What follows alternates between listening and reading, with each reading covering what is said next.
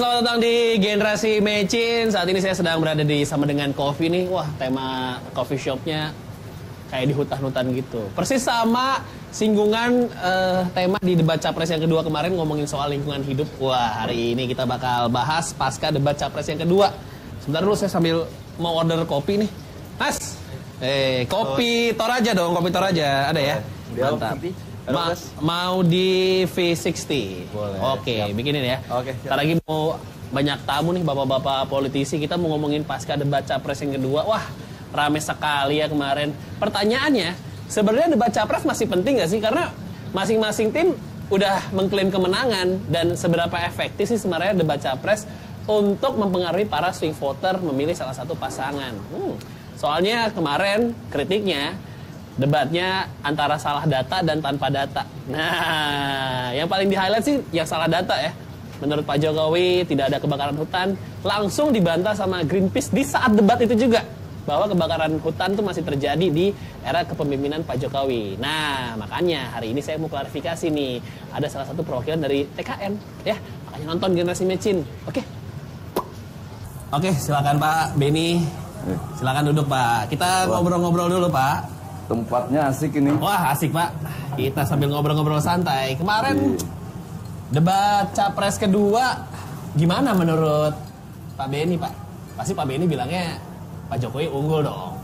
Saya sih nggak mau membeo begitu. Nggak mau membeo ya? Oke. Ya, biar masyarakat yang menilai.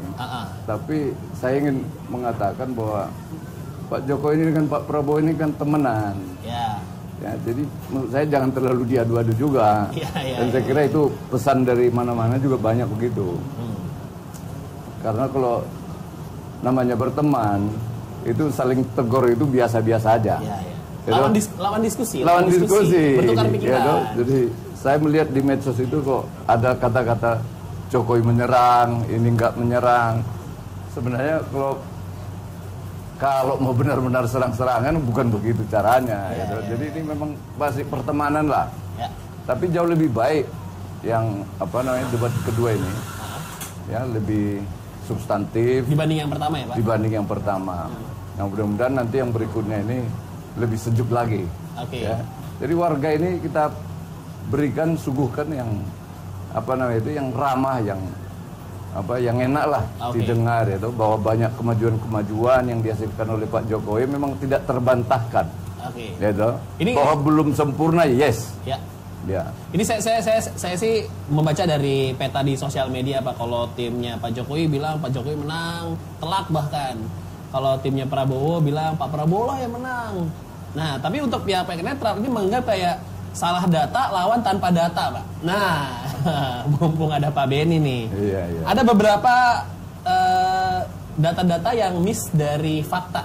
Ya, saya mencatat dari wawancaranya Pak Fadlizon. Beliau mencatat katanya ada kurang lebih 9 data yang miss Pak. Salah satunya soal kebakaran hutan, soal jagung, dan juga soal pembebasan lahan tanpa konflik lah. Salah tiganya lah dari 9 data yang mungkin disebut sama Bapak Fadlizon ya. Nah, tanggapan Bapak gimana Pak? Jadi lagi-lagi kalau permusuhan biasanya yang dicari salahnya.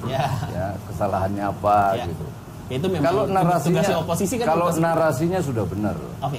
Ya, kebakaran hutan itu udah menurun jauh. Kalau dulu sampai 2 jutaan hektar, sekarang ini masih 100-an ribu hektar. Ya, masih ada kebakaran, tapi memang hampir tidak mengganggu negara tetangga lagi, tidak. Itu narasi ya. Saya kira banyak orang mendengar narasinya. Angka-angka itu siapa yang mau ingat? Tapi diklaim Pak Jokowi tidak ada kebakaran hutan, Pak.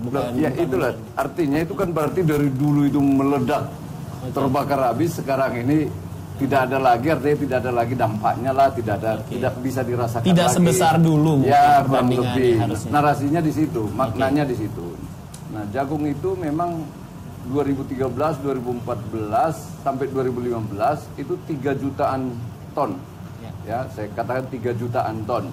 Import ya? Ya. Impor.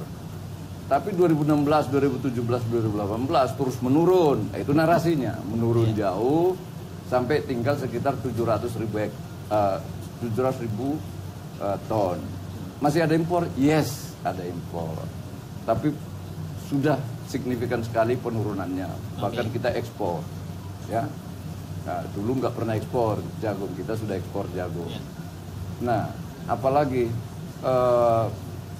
ketersediaan beras katanya sudah cukup secara logistik, tapi tetap harus impor demi menjaga kestabilan. Kebutuhan kita memang terus meningkat karena jumlah penduduk ya meningkat dan seterusnya, dan itu tidak bisa kita elakkan pertumbuhan penduduk sehingga kebutuhan meningkat. Nah sekarang itu sekitar 29 juta ton, tapi produksi kita itu sekitar 32 juta ton lebih, jadi ada surplus 2,9 juta ton, ya, surplus. Nah itu di Bulog ada 2 juta ton di gudang, ya. Nah itu kenapa harus ada di gudang? Karena tugas pemerintah itu adalah menjaga stabilitas harga, dan terbukti selama Pak Jokowi ini stabilitas harga itu sudah terjamin, ya. Ibu-ibu udah senang lah di mana-mana di pasar-pasar, dan juga menjaga tingkat kesejahteraan petaninya. Jadi Bulog harus membeli ketika harga itu jatuh pada saat panen. Nah kemudian disimpan di gudang, lalu pada saat harga di pasar tinggi melonjak, itu Bulog jangan mencari keuntungan yang sebesar-besarnya, dia turunkan beras dari gudang ini, dikosongkan sehingga harga di pasar itu turun, ya. Itu cara stabilisasi harganya. Nah, ini kenapa Bulog ini harus punya stok 2 juta ini? Karena ini kan negara besar, bayangkan dari Sabang sampai Merauke. Sehingga ini harus terdistribusi. Kalau 540 kabupaten kota saja dengan 2 juta ton itu, berarti dapatnya kan sekitar 40 ton aja ini. Tidak tersebar ya. Iya, karena harus disebar. Nah, oleh sebab itu kita nggak berani mengambil resiko sampai kosong di gudang masing-masing di daerah ini. Nah, itu maka kalau ketika kosong, misalnya NTT, Papua yang tidak sentra beras, mau tak mau itu harus diisi, baik dari Jawa maupun dari impor, ya kan?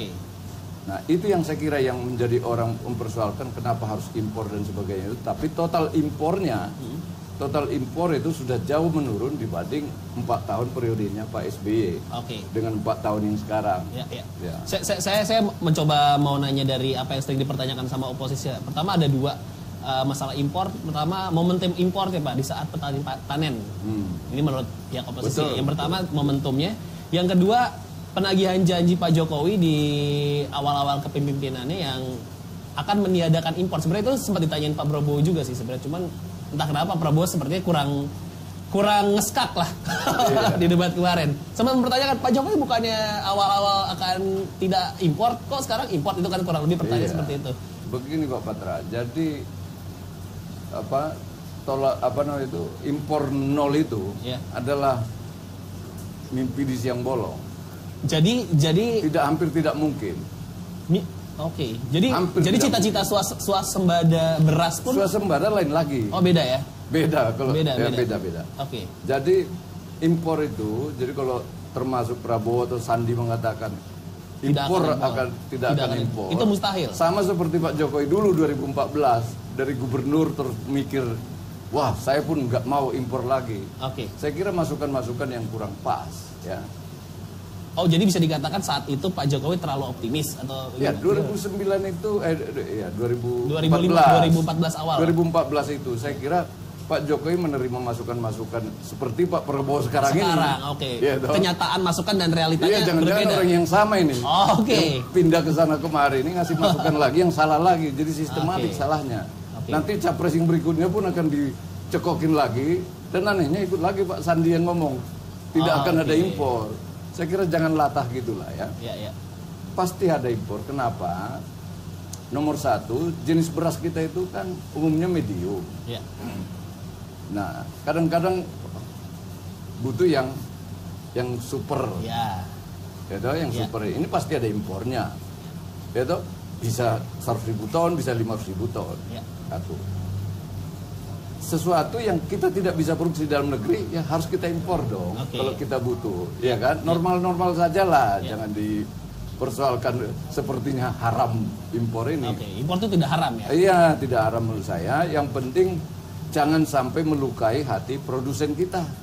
Nah sekarang yang harus kita jaga bagaimana petani kita ini jangan sampai impor itu masuk ketika saat panen. Nah, ini yang dipertanyakan sama oposisi nih, betul. Pak. Nah, kalaupun masuk impornya karena jadwalnya masuk pas saat panen, karena perubahan-perubahan jadwal ini, pas saat panen itu harus digudangkan.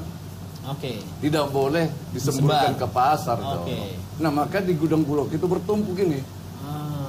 Itu bertumpuk. Ini yang terjadi sekarang? Iya, itu yang terjadi sekarang. Bukan digelontorkan ke pasar. Yang penting sekarang ini kan harga di pasar udah bagus. Yang belum saya singgung tadi yang di-highlight di debat kedua adalah sebenarnya ini mau ngomongin unicorn atau unicorn. Dan apa benar uang-uang kita akan lari ke luar sana? Nanti abis ini kita bakal bahas, jadi jangan kemana-mana, tetap di Generasi Mecin.